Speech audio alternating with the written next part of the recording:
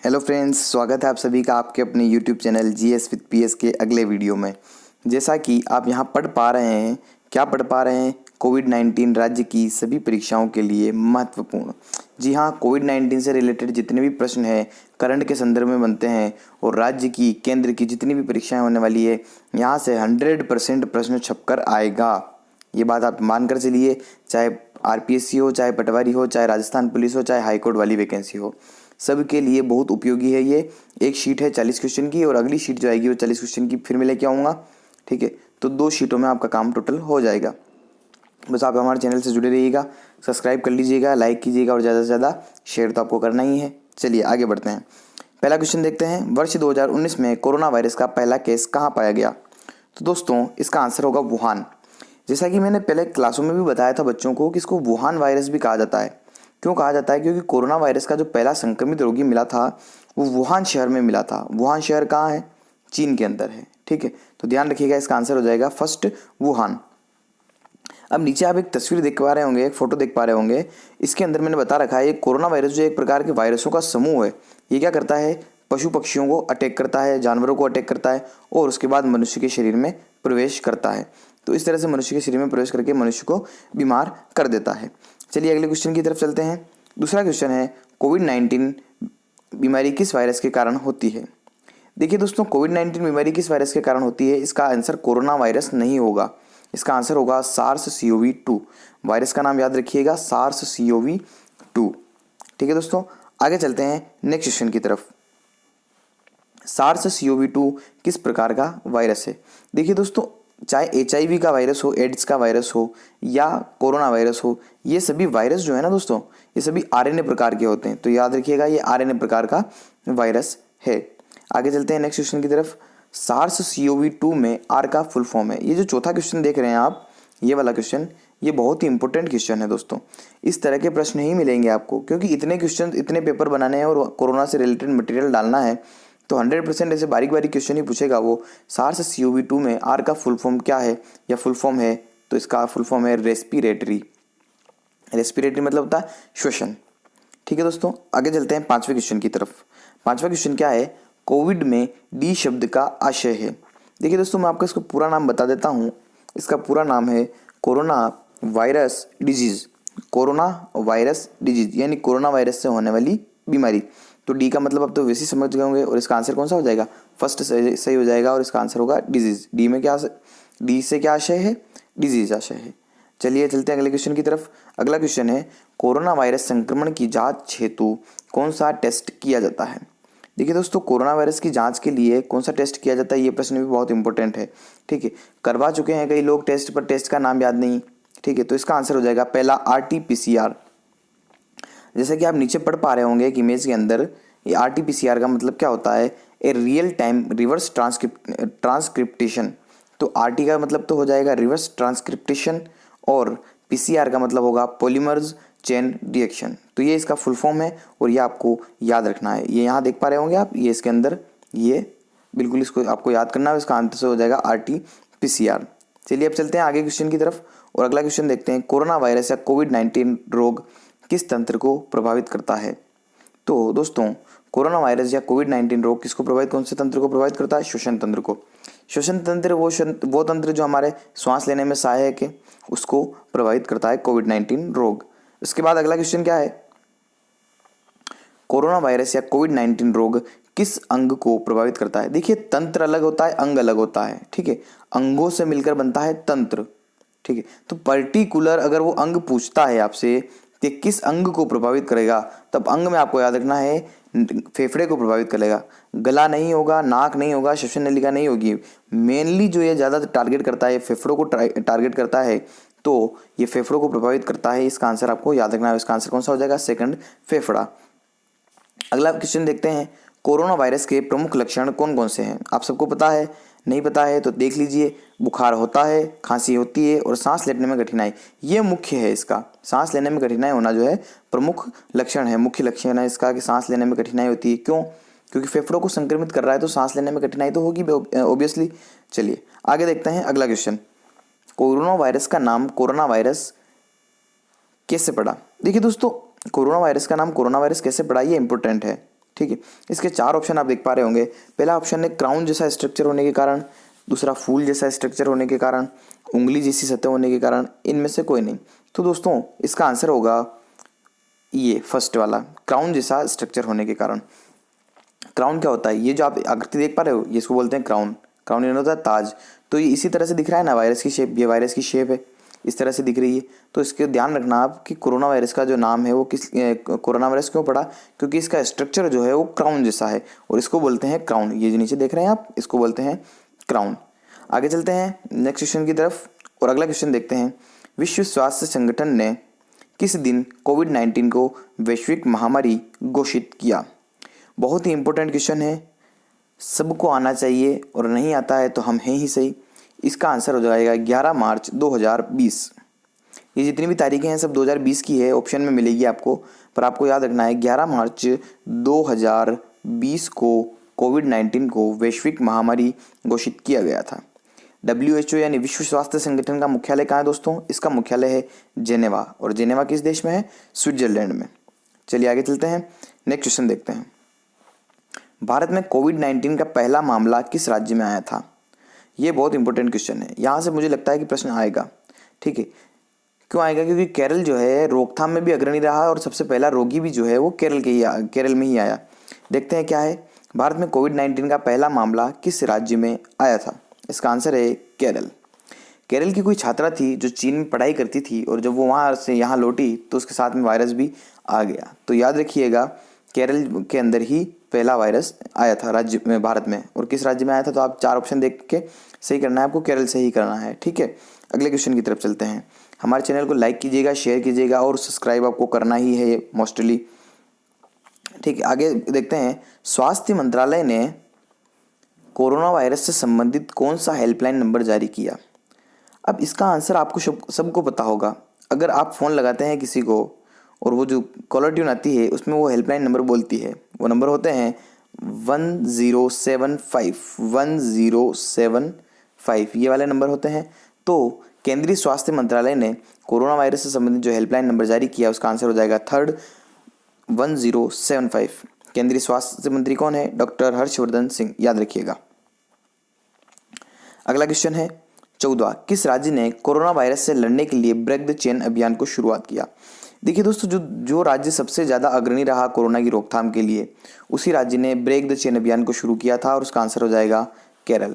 केरल से क्वेश्चन आने वाला है। केरल के सीएम कौन है? देखिए दोस्तों, केरल के सीएम जो है वो है पिनरई विजयन और यहाँ के राज्यपाल है आरिफ मोहम्मद खान, ठीक है। और यहाँ की राजधानी कहाँ है? केरल की राजधानी आप सबको पता होगी। चलिए आगे चलते हैं। रिलायंस इंडस्ट्रियल लिमिटेड ने देश के किस शहर में पहला कोविड-19 समर्पित अस्पताल तैयार किया था? तो दोस्तों इसका आंसर हो जाएगा पुणे। याद रखिएगा, मुंबई में नहीं बना रही है रिलायंस हॉस्पिटल, इसने बनाया है पुणे के अंदर। एक 7 मंजिला हॉस्पिटल है, बहुत ही शानदार आलीशान हॉस्पिटल बनाया है इन्होंने, और वो जो बन रहा है वो पुणे के अंदर बन रहा है। और पुणे कहाँ है? महाराष्ट्र के अंदर है। महाराष्ट्र के सीएम कौन है? उद्धव ठाकरे है। महाराष्ट्र के राज्यपाल कौन है? भगत सिंह कोश्यारी है। चलिए आगे चलते हैं। कोविड-19 के चलते पूरे राज्य में सबसे पहले कर्फ्यू लगाने वाला राज्य कौन सा है? देखिए दोस्तों, एक ऐसा राज्य, प्रश्न को समझिए, ऐसा राज्य जिसने पूरे राज्य में एक साथ कर्फ्यू लगा दिया था, तो ऐसा राज्य कौन सा है? तो इसका आंसर हो जाएगा पंजाब। आपने देखा होगा टीवी पर जब कोविड-19 चल रहा था तो शुरू में ही पंजाब ने अपने राज्य में कर्फ्यू लगा दिया था। तो ये दोस्तों इंपॉर्टेंट है, याद रखिएगा। इसके सीएम कौन है? पंजाब के सीएम कैप्टन अमरिंदर सिंह बादल। चलिए, कोविड-19 के चलते देश में सबसे, क्वेश्चन नंबर 16 की बात कर रहे हैं। क्वेश्चन नंबर 16, कोविड-19 के चलते देश में सबसे पहले लॉकडाउन लगाने वाला राज्य कौन सा है? दोस्तों इसका आंसर होगा आपका अपना राज्य राजस्थान। जी हाँ, बिल्कुल सही है। सबसे पहले देश के अंदर जो लॉकडाउन लगाया था वो एक राज्य ने लगाया था और राज्य का नाम था राजस्थान। राजस्थान के सीएम आपको अच्छे से पता है, अशोक गहलोत है। राज्यपाल पता है, कलराज मिश्र है। राजधानी बताने की आवश्यकता नहीं है, जयपुर राजधानी है, सबको पता है। आगे देखते हैं। भारतीय चिकित्सा अनुसंधान परिषद ICMR ने कोरोना वायरस के लिए किस दवा की सिफारिश की? देखिए दोस्तों, बहुत ज़्यादा चर्चा में रहा था ये शब्द, और जो शब्द ज़्यादा चर्चा में रहते हैं वही प्रश्न आता है। ठीक है, इसमें आपको आंसर देख पा रहे होंगे, इसका आंसर है हाइड्रोक्सीक्लोरोक्विन, जो हमने अमेरिका को भी भेजी थी। याद आ रहा है कुछ? तो भारतीय चिकित्सा ने जो अपना ICMR है, Indian council of medical research, भारतीय चिकित्सा अनुसंधान परिषद, इसने इसी दवाई की सिफारिश की थी कि हाइड्रोक्सीक्लोरोक्विन दवाई जो है वो कोरोना के मरीजों को दी जानी चाहिए, कोविड-19 के मरीजों को दी जानी चाहिए। आगे चलते हैं क्वेश्चन नंबर 18 की तरफ। 18 क्वेश्चन क्या है? कोरोना वायरस से लड़ने के लिए भारत सरकार द्वारा PM केयर्स फंड बनाया गया, इसमें R का मतलब क्या है? देखिए दोस्तों, आपको पता है माननीय प्रधानमंत्री नरेंद्र मोदी ने घोषणा की थी कि PM केयर्स फंड में आप लोग डोनेट कर सकते हैं, तो वहाँ अगर आपने डोनेट किया है तो वो देश हित में इन काम आया था। ठीक है, तो याद रखिएगा कि PM केयर्स फंड में R का मतलब होता है रिलीफ। याद रहेगा ना? चलिए आगे चलते हैं। क्वेश्चन नंबर 19, किस राज्य ने पास जारी कर ई पास, ये यहाँ पर गलत छप गया है थोड़ा सा, इसको ई पास समझना आप। ई फॉर होता है ना, ई होता है ना, ये ई पास जारी करने के लिए प्रज्ञम ऐप लॉन्च किया था। अब आपको खाली इतना सा याद रखना है, प्रज्ञम ऐप का संबंध किससे है, कौन से राज्य से? ये प्रज्ञम ऐप देख पा रहे हैं, प्रज्ञम ऐप का संबंध किस राज्य से है? तो दोस्तों याद रखना, प्रज्ञम ऐप का संबंध जो है वो है झारखंड से। कहाँ से है? झारखंड से। चलिए अगले क्वेश्चन की तरफ देखते हैं। अगला क्वेश्चन है क्वेश्चन नंबर 20, किस डिजिटल भुगतान कंपनी ने कोरोना केयर नामक बीमा की शुरुआत की? डिजिटल भुगतान कंपनी आप खुद करते हो ना, ऑनलाइन पेमेंट, वो यही है डिजिटल भुगतान कंपनी। कौन सी कंपनी थी जिसने कोरोना केयर नामक बीमा की शुरुआत की? तो याद रखिएगा, इसका आंसर है फ़ोनपे ने ही कोरोना केयर नामक बीमा की शुरुआत की थी। आगे देखते हैं अगला क्वेश्चन नंबर 21, भारत सरकार ने कोविड-19 मरीजों को ट्रैक करने के लिए कौन सा मोबाइल ऐप लॉन्च किया था?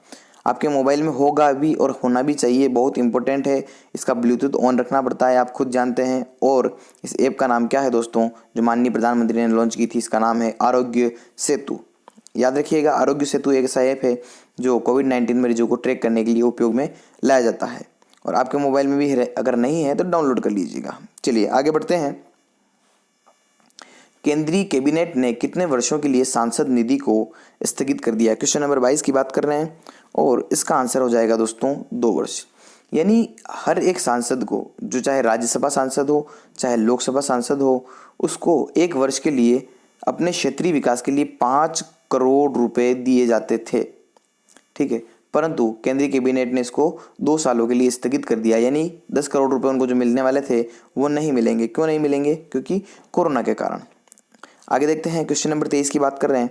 नागरिक उड्डयन मंत्रालय ने कोविड-19 से निपटने के लिए कौन सी पहल शुरू की? देखिए दोस्तों, इसका आंसर होगा लाइफलाइन उड़ान। आंसर 2, ऑप्शन 2, लाइफलाइन उड़ान।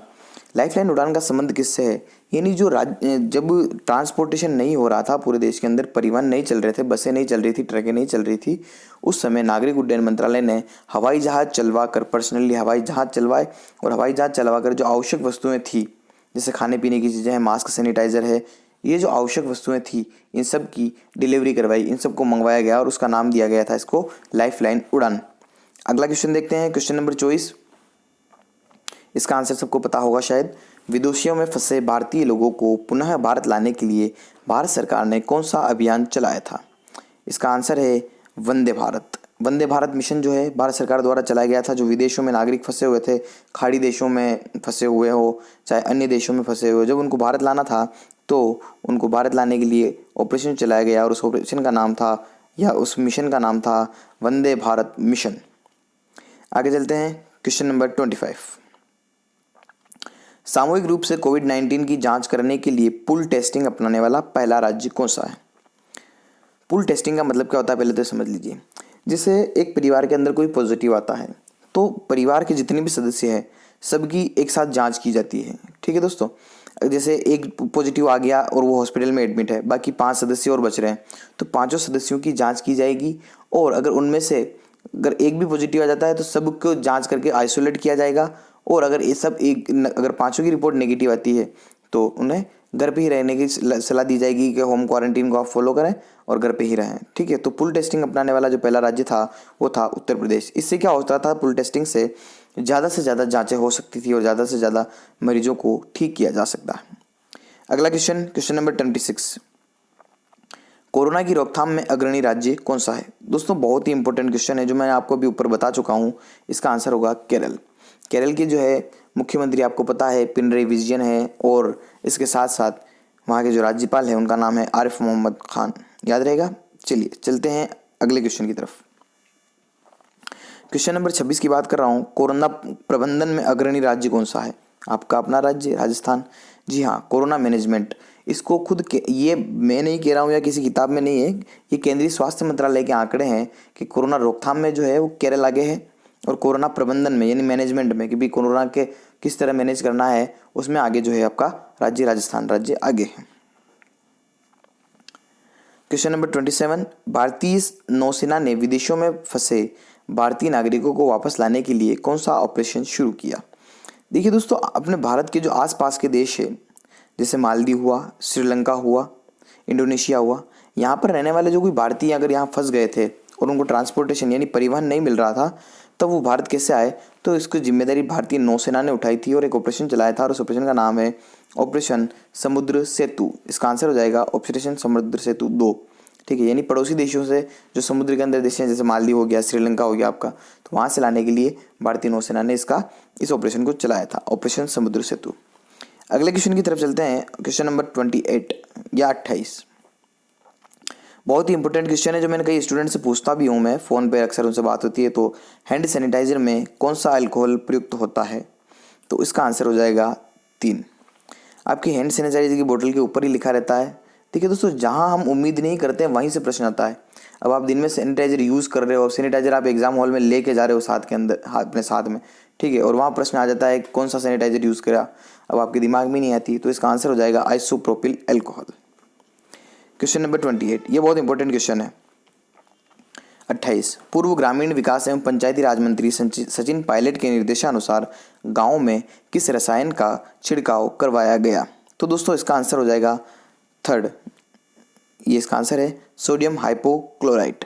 याद रहेगा, सोडियम हाइपोक्लोराइट का जो छिड़काव आपके गांव में भी हुआ होगा, आपके शहरों में भी हुआ होगा। तो ये एकमात्र रसायन था जो वायरस को रोक सकता था, इस वजह से इसका छिड़काव किया जाता था, और गाँवों के अंदर जो है इसका छिड़काव करवाया गया। किसके निर्देशानुसार? पूर्व ग्रामीण विकास एवं पंचायती राज मंत्री सचिन पायलट। वर्तमान में वो मंत्री नहीं है, अभी सिर्फ टोंक से विधायक है। चलिए अगला क्वेश्चन नंबर 29, मास्क और हैंड सैनिटाइजर को आवश्यक वस्तु में कब शामिल किया गया? तो इसका आंसर है दोस्तों 15 मार्च 2020 को आवश्यक वस्तु में शामिल किया गया। किसको शामिल किया गया? मास्क और हैंड सैनिटाइजर को। आवश्यक वस्तु में अगर कोई चीज़ शामिल हो जाती है तो उसका मतलब ये होता है दोस्तों कि उसकी कालाबाजारी नहीं हो सकती, यानी जमाखोरी नहीं हो सकती। अगर ऐसा कोई करता है तो उसको सज़ा मिलेगी, इसीलिए इसको आवश्यक वस्तु में शामिल किया गया था। ठीक है दोस्तों, 15 मार्च 2020 से शामिल किया गया था। अच्छा, एक चीज़ और पूछी जा सकती है कि आवश्यक वस्तु अधिनियम देश में कब लाया गया? तो दोस्तों इसको याद रखिएगा, आवश्यक वस्तु अधिनियम जो है देश को 55 में लाया गया था। ठीक है दोस्तों, चलिए आगे चलते हैं। कोविड-19 है तो अच्छा एक चीज़ और ध्यान रखिएगा, मास्क और हैंड सैनिटाइजर को सिर्फ 30 जून 2020 तक ही आवश्यक वस्तुओं में रखा था। उसके बाद इसको आवश्यक वस्तुओं की कैटेगरी से हटा दिया गया है, अभी वर्तमान में नहीं है। ठीक है, 30 जून 2020 तक ही इसको रखा गया था और अभी वर्तमान में नहीं है। चलिए अगले क्वेश्चन की तरफ चलते हैं। क्वेश्चन नंबर 30, कोविड-19 हेतु देश के किस राज्य में सबसे पहले 1 लाख बेड का अस्पताल तैयार किया गया? इसका आंसर है दोस्तों उत्तर प्रदेश। उत्तर प्रदेश के मुख्यमंत्री योगी आदित्यनाथ और वहाँ की राजधानी लखनऊ और वहाँ की राज्यपाल आनंदीबेन पटेल है। तो उत्तर प्रदेश राज्य के अंदर ही 1 लाख बेड का अस्पताल तैयार किया गया था सबसे पहले। अगले क्वेश्चन की तरफ बढ़ते हैं। क्वेश्चन नंबर 31, कोरोना के संक्रमण को रोकने हेतु किस राज्य में ऑपरेशन शील्ड चलाया गया? देखिए दोस्तों, इसको राज्य का हो चाहे केंद्र शासित प्रदेश को हो, एक ही बात है, क्योंकि ये राज्य की तरह केंद्र शासित प्रदेश है। तो इसका आंसर कौन सा हो जाएगा? जब मैंने केंद्र शासित प्रदेश का नाम ले ही लिया है तो ऑब्वियसली दिल्ली हो जाएगा। ऑपरेशन शील्ड मतलब होता है सैनिटाइज करना। जी इन्होंने बिल्कुल, आप सही समझ रहे हैं, मतलब जो फुहारा होता है ना, फुहारा को चलाए तो एक ढाल की तरह बनता हुआ उसकी फोटो आए तो उसको नाम ही दे दिया ऑपरेशन शील्ड। शील्ड मतलब होता है ढाल, ये ढाल होती है ना, तलवार वाली ढाल, ये ऑपरेशन शील्ड जो है वो दिल्ली में चलाया गया। आगे देखते हैं क्वेश्चन नंबर 32। किस राज्य में इस्तेमाल किए गए मास्क को डिस्पोज यानी उसको डालने के लिए बिन 19 बनाया गया या बिन 19 लॉन्च किया गया? तो याद रखिएगा इसका आंसर हो जाएगा केरल। यानी उपयोगी मास्क जो उपयोग कर लिए जो मास्क होते हैं उनको फेंकने के लिए, डिस्पोज करने के लिए बिन 19 नाम लॉन्च किया गया। मतलब एक पर्टिकुलर बिन बनाया गया, हर एक ऑफिस में, हर एक बिल्डिंग में वहाँ पर रखा गया इसको। तो इसका नाम रखा था बिन 19 और ये इसका आंसर हो जाएगा केरल। आपको पहला ऑप्शन इसका आंसर सही है बिल्कुल। आगे चलते हैं। गूगल ने सोशल डिस्टेंसिंग में सहायक किस ऐप को लॉन्च किया था? तो इसका आंसर हो जाएगा मेरे दोस्तों सोडर। एक सोडर नाम का ऐप लॉन्च किया था गूगल ने, और वहीं से ये प्रश्न बनता है कि गूगल ने ये सोशल डिस्टेंसिंग में सहायक है। यानी क्या होता है दोस्तों कि इसमें अलार्म सेट होता है, ये आपके ब्लूटूथ से कनेक्ट होता है, ठीक है। जैसे ही आप किसी के पास गए और ये अलार्म देगा आपको कि भाई सोशल डिस्टेंसिंग को आप फॉलो नहीं कर रहे हैं, तो इस ऐप का नाम हो जाएगा सोडर। क्वेश्चन नंबर 34 किस राज्य में सबसे बड़े प्लाज्मा थेरेपी सुविधा केंद्र का उद्घाटन किया गया? सबसे पहले तो आप प्लाज्मा थेरेपी समझ लीजिए, मैं इसका आंसर बताता हूँ आपको। प्लाज्मा थेरेपी क्या होती है? ऐसे कमज़ोर शरीर के लोग जिनका रक्त एंटीबॉडी नहीं बना पा रहा है, जो वायरस से लड़ने में सक्षम नहीं है, तो उनको उस व्यक्ति का रक्त दिया जाता है जो कोरोना वायरस से लड़कर जिसका जो कोरोना वायरस से लड़कर जीत गया है, जिसका शरीर जो संक्रमित होकर ठीक हो गया है, उसको ब्लड दिया जाता है, ठीक है। तो वो अपना ब्लड डोनेट करता है, तो इसी को कहते हैं प्लाज्मा डोनेशन या प्लाज्मा थेरेपी। तो इतना सा आपको याद रखना है कि भाई जो कमज़ोर लोग होते हैं वो उनका खून, उनका रक्त लड़ नहीं पाता, तो प्लाज्मा जो है दूसरे व्यक्ति का जो कभी संक्रमित हुआ था और संक्रमित होने के बाद ठीक हो गया, उस व्यक्ति का उसको प्लाज्मा दिया जाता है ताकि वो जल्दी से रिकवर हो सके, जल्दी से ठीक हो सके। तो दोस्तों इसका आंसर हो जाएगा किस राज्य में सबसे बड़े प्लाज्मा थेरेपी सुविधा केंद्र का उद्घाटन किया गया? इसका आंसर है महाराष्ट्र। कौन सा आंसर है दोस्तों? महाराष्ट्र। आप वापस देख लीजिए प्रश्न को, ये प्रश्न है और इसका आंसर है महाराष्ट्र। आगे चलते हैं क्वेश्चन नंबर 35 की तरफ। भारत की पहली कोरोना वैक्सीन जिसे मानव परीक्षण की मंजूरी मिली, बहुत इंपॉर्टेंट, मोस्ट इंपॉर्टेंट क्वेश्चन है, और इसका आंसर है दोस्तों कोवैक्सीन। जी हाँ, एकमात्र ऐसी वैक्सीन जिसको ICMR ने कहा था कि इसको मानव परीक्षण कर सकते हैं। चलिए आगे चलते हैं अगले क्वेश्चन की तरफ। 36 विश्व की पहली कोरोना वैक्सीन जिससे मानव परीक्षण की मंजूरी मिली थी। अब यहाँ क्वेश्चन नंबर 35 में भारत है और यहाँ देखिए विश्व की है, तो विश्व में के संबंध में अगर वो पूछेगा आपसे तो इसका आंसर हो जाएगा mRNA 1273। यानी इसका पहला ऑप्शन जो है आपका आंसर राइट है। और ये जो है अमेरिका की है, याद रखिएगा। अमेरिका ने एक वैक्सीन बनाई थी और उस वैक्सीन का नाम था mRNA 1273, और इसी वैक्सीन से को सबसे पहले जो है विश्व के अंदर मानव परीक्षण की मंजूरी मिली। हाँ भी आप मानव परीक्षण कर सकते हो उस वैक्सीन का। अगला क्वेश्चन देखते हैं। कोविड-19 के लिए किस राज्य या केंद्र शासित प्रदेश में प्लाज्मा बैंक बनाया गया? देखिए दोस्तों इसका आंसर होगा आपका दिल्ली, क्योंकि राज्य या केंद्र शासित प्रदेश की बात कर रहे हैं तो ऑब्वियसली आप समझ ही गए होंगे, ठीक है, जहाँ जनसंख्या भी ज़्यादा है, तो उसका आंसर क्या होगा? दिल्ली। दुनिया के सबसे बड़े कोविड केयर सेंटर का उद्घाटन कहाँ किया गया?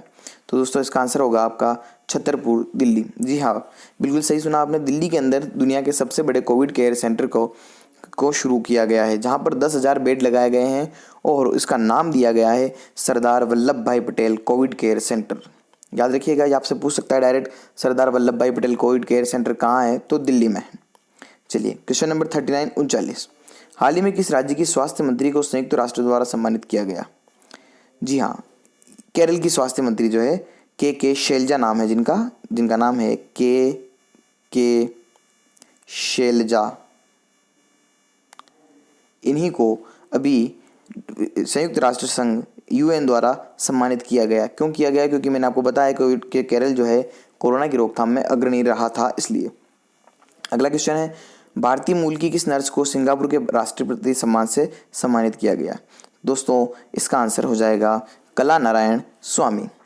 तो दोस्तों ये जो नर्स थी ये भारत के हैं और इन्होंने काम इतना अच्छा किया कोविड से रिलेटेड, तो सिंगापुर के अखबारों में इनकी बात हुई, तो वहाँ के राष्ट्रपति सम्मान से इनको सम्मानित किया गया और उनका नाम है कला नारायण स्वामी।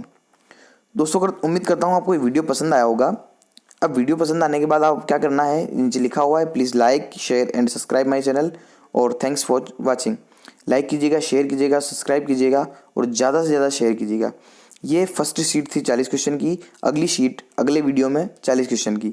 इसके बाद आपको कोरोना से रिलेटेड कुछ भी पढ़ने की ज़रूरत नहीं है, कोई किताब लाने की आवश्यकता नहीं है, इसी को पढ़ लीजिए, पर्याप्त है। मिलते हैं नेक्स्ट वीडियो के साथ, तब तक के लिए गुड बाय।